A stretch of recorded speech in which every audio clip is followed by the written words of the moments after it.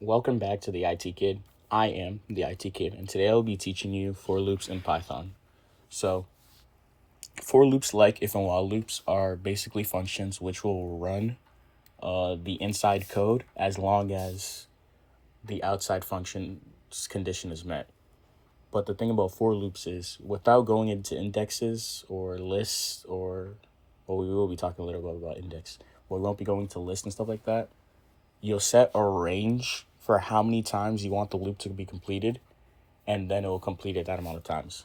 So let's look at the syntax a little bit. You'll start with for. You'll set a variable. So for example, it could be anything, but let's say for x. And then the next thing you're going to put is in. And because we're just looking at ranges, we're not going to be using a list. We'll say for x in the range. And here's where we get to our condition, basically. So x is a variable, and whatever we put in this range is how many times we essentially want the for loop to run. But this range setup has a specific format. So before the comma is the start variable. So that's the value that x will start at. So if we say x is 2, then the value of x will be 2 to start. And if we say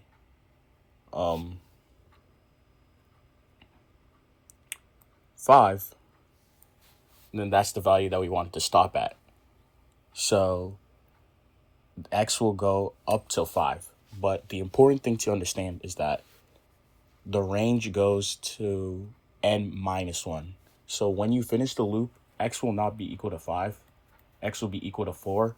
And once it sees that x has gone to 5, it won't run the loop again. So that's what's happening. So this is the stop function, but because it's on an index of n minus 1, the final x value will be 4. But even simpler, without using the stop and start parameters, if you simply just put 5, x will automatically start at 0, and it will continue up until x reaches 4. And so you'll run the lines of code, and it'll keep repeating for as long as x is going up to this value right here. To make what I'm saying more clear, if we were to just put print x, the first value of x, because our stop, we don't have a start function, it will automatically start at 0. First value of x will be 0. Then it will repeat the loop again. Next value of x will be 1. Repeat the loop again. It will be 2. Repeat the loop again. It will be 3.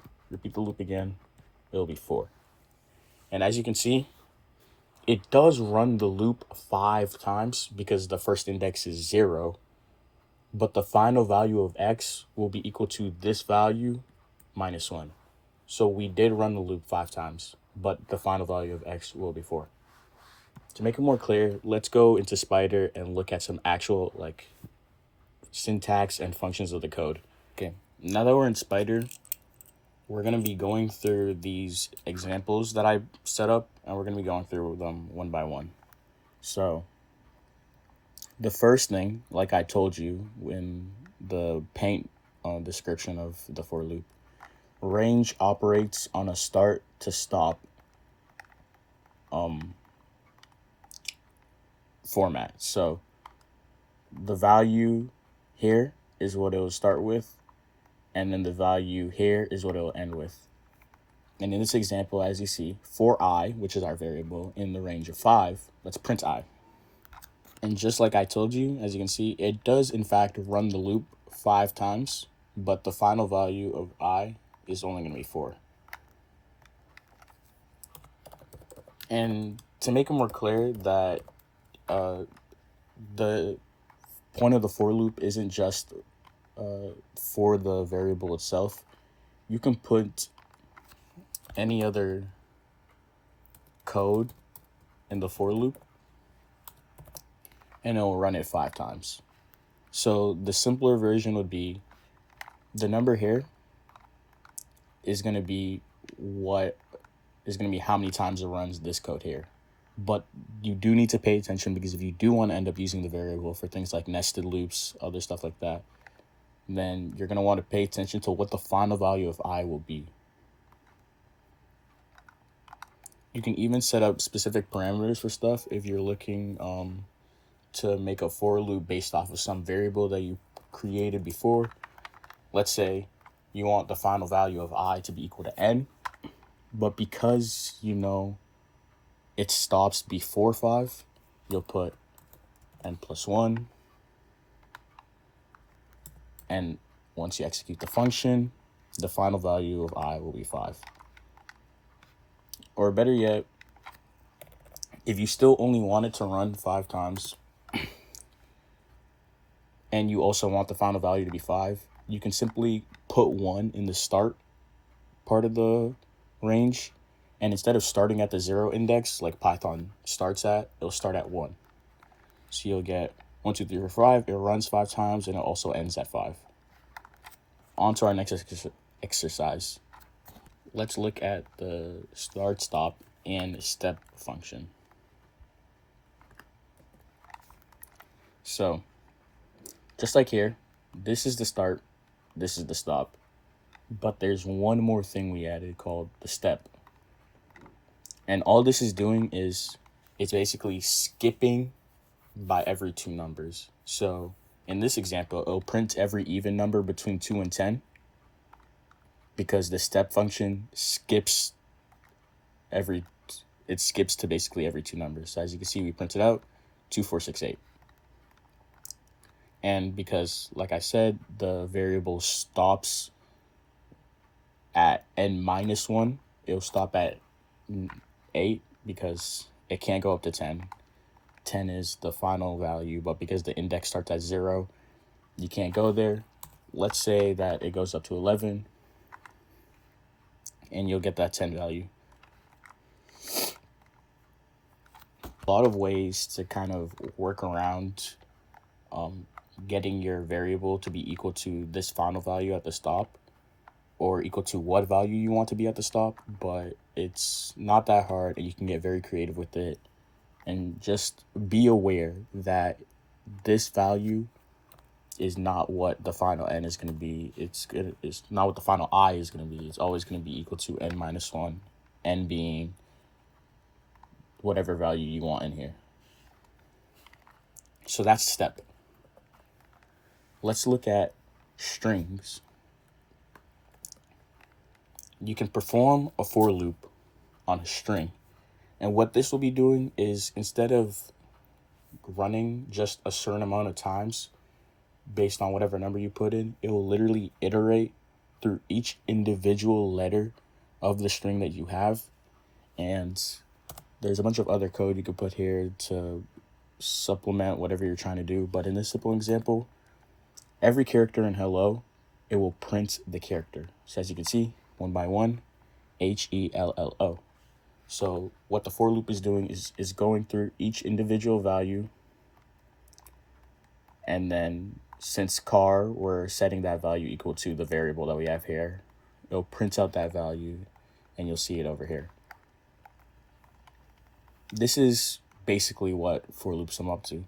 They're iterating through a certain amount of numbers, certain amount of times, certain amount of characters in a string. For loops iterate through something, they set the variable equal to that something, and then you'll print what's on the inside however many times you go through that something. So that's string iteration. And now let's look at a few more things.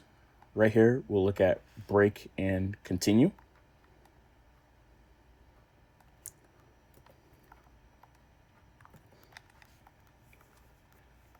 For here, let's keep this commented for now. But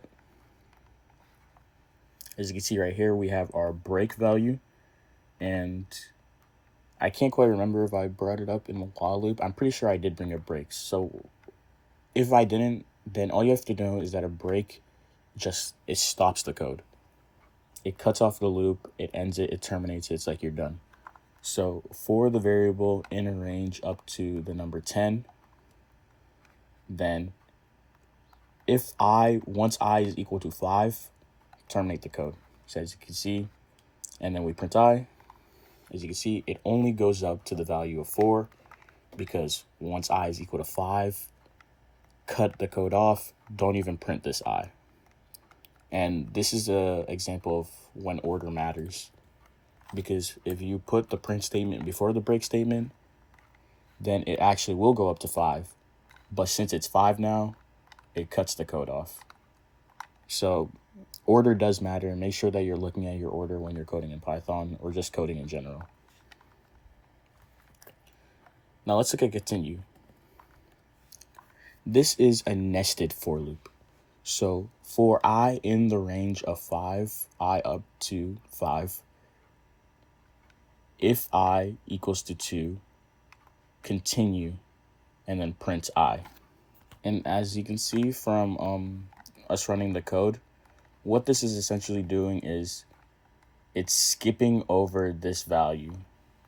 And you really could set it to be whatever you want. Maybe if you want it to be 3 and you click continue, it's going to be like, okay, if I is equal to 3, let's just go straight back to the loop. Let's not even worry about whatever code is down here. Let's go straight back to the for loop. We'll continue the code because we're skipping it. So as you can see, it doesn't print 3. And again, another example of when order matters, because this is not just saying like if it's 3, don't print it. It's basically saying if I is equal to 3, any code that's below this if loop or this if statement, my fault, basically who cares about it, go back to the beginning of the for loop. If we print it, it's not going to skip anything because the loop is already ending and you're going back to the beginning of the for loop anyways.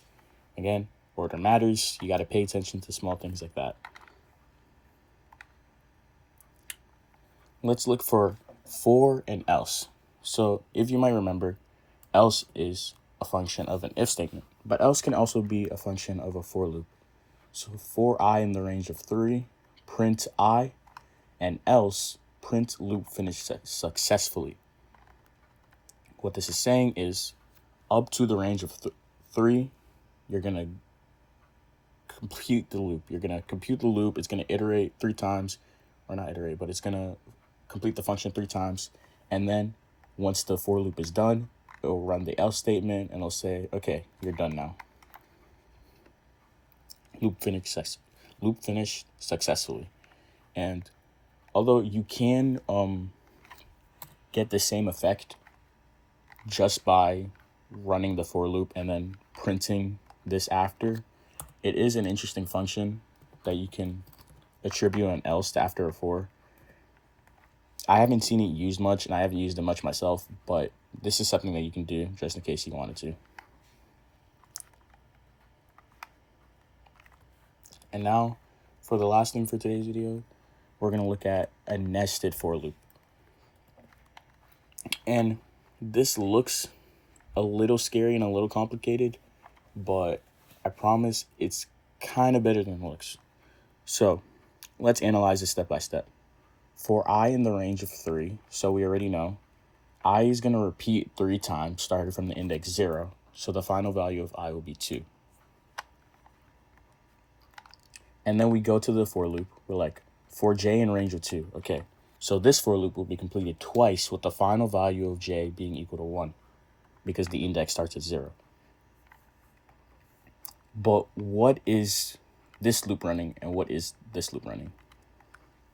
So this for loop is saying, okay, repeat 3 times that you do this. And what this is saying is repeat twice that you do this. So this is going to run, and this is then going to run twice actually. Is going to print the outer I, it's going to print the value of I, and it's going to print the inner value of j. and then this is going to run again. This is going to run twice. It'll print the outer and the inner yet again, and then it'll run one more time, and it'll tell this to run twice yet again. And I know that was a little bit complicated, but if we play it, let's look. So for I in that range, so I runs, J runs again. As you can see, the J value is updated, and J is reset. We run I again. I is now 1. J runs. I hasn't run again because J is still running. J runs again. J is now equal to 1. Resets, goes back to I. I is now 2. J runs. I still 2 because, you have to complete the inner function first. So J runs again is equal to 1. And because J has completed that and I is on its third loop, it cuts it off. It's like, okay, we're done. And basically what this is essentially saying is when you're running the loop inside of a loop, it'll run this loop completely before finishing this loop. So J will run twice. Like I said, J will run twice. I will complete, and then it'll restart. I says J run twice. J runs twice. I will complete, goes back. I is like, okay, this is the third time. J run twice yet again. J runs twice. It's like, okay, we're done. You know that the J values start 0, 1, 0, 1. It resets over and over again because the inside function isn't what's keeping the basically not memory, but the inside function doesn't have a lasting how do I say this? J does not have a lasting equivalence to whatever value is being run after the J part is done, because I is resetting, and so I will update, but this is basically a new J that we're running it again. So every time I runs, we're running a new J. It's not like the J from the last loop is carrying over.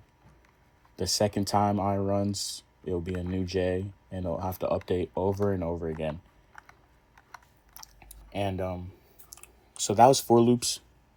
There's a little bit more that will include things like lists, tuples, a bunch of other stuff. You can do things with dictionaries, and these are functions that I think we'll be able to start covering next week.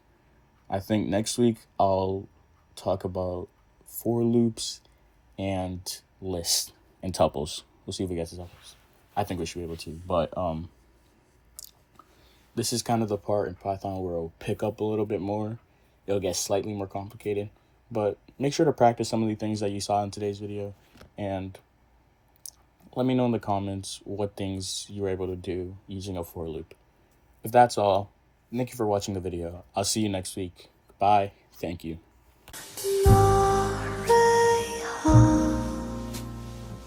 없을 리